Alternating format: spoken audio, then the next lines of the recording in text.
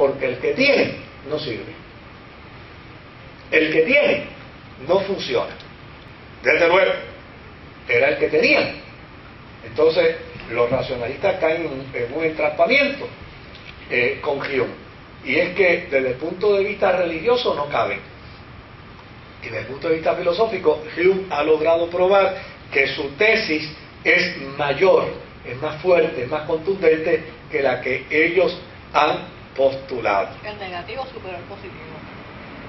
Ahora, no solamente apareció Hume, apareció un señor que se llamaba Francisco María Arouet. Y yo estoy seguro que por ese nombre ustedes no lo conocen, pero por el apodo con el que se dio a conocer, si lo van a conocer, Voltaire. Voltaire, ¿verdad? Voltaire vivió una vida bastante accidentada. Estuvo en unas ocasiones preso, en otras ocasiones exilado en Londres, en una ocasión lo desterraron en Suiza, porque cabe señalar que en Europa habían países que eran bastiones del catolicismo, y en los países que eran bastiones del catolicismo estos filósofos no cabían, pero había países que el protestantismo se había convertido en el bastión de esos países, pero tampoco los filósofos cabían allí. Era francés. Sí. Por lo tanto, ni en un lado ni en otro. Ahora, Voltaire tuvo la gran dicha de poder regresar en sus años ya, después que pagó por sus pecados de filósofo, de regresar nuevamente a Francia y disfrutar de la cosecha de su literatura, que a la postre en aquel tiempo pues ya era abundante. La imprenta ya pues obviamente tenía mucho más fuerza, y él pues logró acumular una fortuna y vivió en Francia bastante holgado. ¿Qué era lo que decía nuestro amigo Voltaire? Él decía que era enemigo de todo fanatismo. Acuérdese que en la posición del siglo XVIII, como resultado de las posturas de las reformas, cada uno asumió posturas de defensa, y en esas posturas de defensa no podemos olvidar que se cometieron injusticias, y que tanto las cometieron los católicos como las cometieron también los protestantes. Y desde luego, como este movimiento filosófico no era un movimiento religioso, pues ellos, donde veían posiciones que ellos consideraban que no debían ser las más cristianas, pues las señalaban sin ningún reparo, sin ningún temor. Así es que Voltaire se declaraba enemigo de todo fanatismo. Estuvo de acuerdo con Juan Locke en cuanto a la tolerancia religiosa, pero no se dejó convencer por el racionalismo de los filósofos de ese tiempo. Él decía, es bien gracioso las cosas que Voltaire decía de ellos. En cuanto a la propuesta de Descartes, él decía, Descartes es un buen novelista. No lo reconocía como filósofo. No, él es un buen novelista, en lo que todo lo que escribe es creíble, pero nada es verdad. O sea, casi nada. Entonces, y le preguntaban con respecto a los deístas, ¿y qué piensas de los deístas? Decía, ellos pretenden saber más de Dios y el alma de lo que les da saber a la razón humana. O sea, ese planteamiento racionalista que decía, mira, nosotros podemos descifrar a Dios, decía, eso realmente es un ridículo. Por lo tanto, Voltaire se convirtió en un racionalista, pero en un racionalista al estilo de Bobby Cruz y de Richie Ray, a su manera, ¿no? No era el tipo de racionalista tradicional, sino era el racionalista que no estaba de acuerdo con Descartes, que no estaba de acuerdo con el deísmo, que no estaba de acuerdo con el empirismo, pero ahí, en ese proceso, él se debatía. Era un crítico satírico que se burlaba de todos los planteamientos filosóficos de moda, porque eso era lo que estaba de moda. lo que estaba de moda era precisamente así como el cristianismo se había fragmentado y cada cristiano se burlaba del otro, pues en la filosofía se había fragmentado y cada filósofo se burlaba del que no postulaba igual a él. Y desde luego, por ese lado, él decía que había que ajustar la vida a los dictados de la razón. Sobre todo si se cree que la historia de la humanidad era la historia del progreso que los seres humanos han ido alcanzando en cuanto a su entendimiento de sí mismos y de sus instituciones. Note que el lenguaje es puramente secular, porque a fin de cuentas la razón por la que surge este pensamiento racionalista y filosófico es porque esta gente no cuadra dentro de la religión. O sea, fueron muchos años de ignorancia católica, fueron muchos años de persecución y desde luego todavía el protestantismo no ha podido demostrar mucho en ese siglo. Como no ha podido demostrar mucho, para esta gente es más de lo mismo. Lo importante, decía él, que era el progreso de la humanidad hacia una mejor comprensión y hacia una aceptación de los derechos de todos los seres humanos. Es un lenguaje puramente humanista. Por el otro lado, él creía en la monarquía, él avalaba la monarquía, pero decía que los monarcas venían obligados a servir bien al pueblo. Desde luego, ese planteamiento de Voltaire, de que él decía, yo avalo y sostengo el derecho a la monarquía, pero comprometo a los monarcas a que se entiendan servidores del pueblo, no que el pueblo sea servidores de ellos.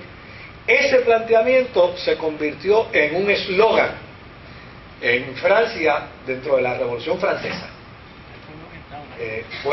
Fue un eslogan bien marcado. La monarquía debe entender que ella está puesta por Dios para servir al pueblo, no para que el pueblo la sirva a ella. Desde luego, junto a nuestro amigo Voltaire, había otro también que se llamaba Carlos de Secondat, que también era conocido como el Barón de Montesquieu. El espíritu de las leyes. Con el espíritu de las leyes. Este señor, que también era puramente filosófico, puramente humanista y un gran político, aplicó los principios de la razón, pero en lugar de aplicarlos a la religión, los aplicó al gobierno, a la teoría gubernamental. Fue este señor, el Barón de Montesquieu, fue el que dijo que el gobierno republicano era mejor que la monarquía y el despotismo. Y ojo, el gobierno republicano no tiene que ver nada con el PNP. No, nada. ¿Ves? Es el gobierno de la República. Por representación. No es el de Senegal, el pueblo en asamblea. Exactamente. Como el Senado antes era el pueblo en asamblea. Sí. Entonces viene ahora que dice, no, por representación, pues no pueden los cuatro. Exactamente. No se legislaría nunca. Era un concepto republicano donde la monarquía, para Montesquieu, la monarquía era lo mismo que un gobierno lleno de prejuicios, a lo que ellos lamentablemente llamaban un gobierno de honor. O sea, ¿verdad? Entonces, por el otro lado, el despotismo, que no era otra cosa que la imposición del terror, porque era, yo estoy aquí, y si tú no quieres que yo esté aquí, pues ya necesariamente o te vas, o te saco, o te mando a otro país, o te mando al cielo. Pero aquí mandamos nosotros y no manda nadie más. Eso me recuerda a mi algo, tengo una vida. De veras, bueno, sí. Eso. Pero muy remoto. ¿Sabes? No, yo me imagino que sí. Ahora, fíjese que este señor Montesquieu planteaba el concepto de la república en la virtud de los ciudadanos. Y él decía, no todos los ciudadanos tienen virtud. Y yo sé que el poder corrompe. Oh, sí. Pero para evitar la corrupción del poder dentro de la república, lo que se necesita entonces es establecer tres poderes. el legislativo, el ejecutivo Y el juicio. y el judicial. Y hoy día fastidiaron a Montesquieu. Bueno, Uno secuestra o el otro. note bien, porque yo quiero que no nos desvinculemos. Yo no estoy trayendo historia de la política. Yo lo que estoy es planteándoles que en el siglo XVIII la ortodoxia católica se fue por su lado, la ortodoxia calvinista y arminiana se fue por el suyo y la luterana. De ahí siguieron subdividiéndose otras nuevas ortodoxias, porque cada uno de ellos se fue subdividiendo por el fenómeno de la libre interpretación de las escrituras. Y claro, no podemos obviar que esto empezó a dar paso a un fenómeno que hoy yo le encuentro mucha virtud, que es el concepto de la separación de poderes en términos de la Iglesia y el Estado, que en Puerto Rico la tergiversan como gusto y gana le da a los políticos.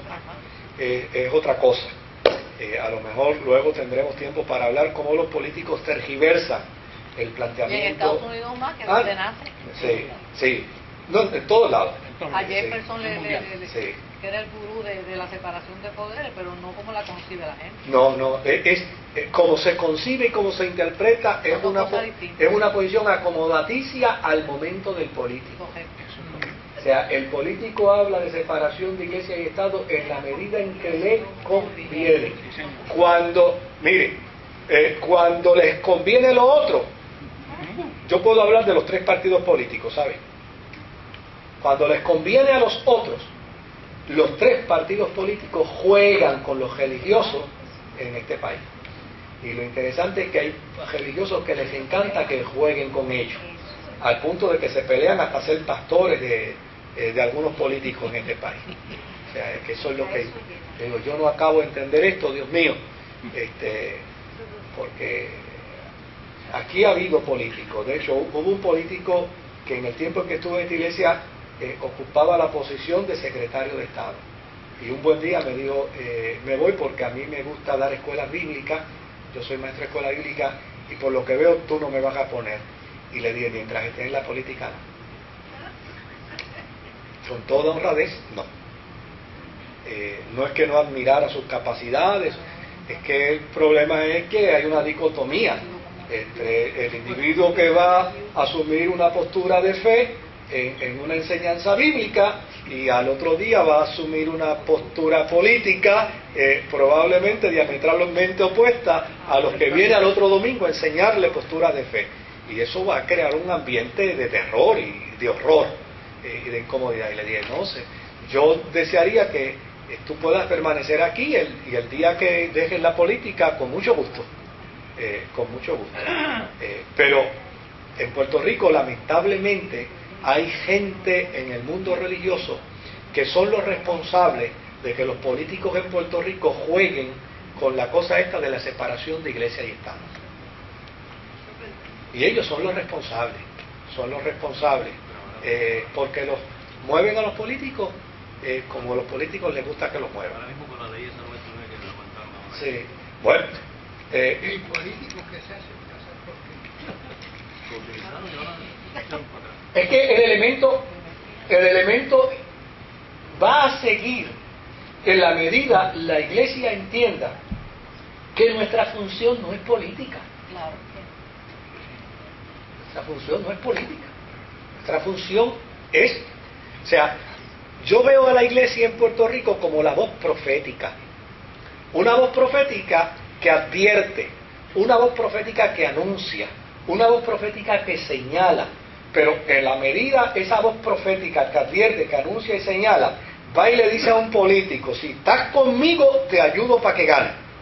Pero si estás en contra mía, le voy a decir a todo el mundo que te vote en contra. Oiga, ya esa voz profética dejó de ser profética Mi congregación es de 5.000. para convertirse en pseudopolítica. O sea, es pseudopolítico. Entonces, pues claro, uno no cae bien en algunos ámbitos religiosos, porque yo, así como se lo estoy diciendo a ustedes,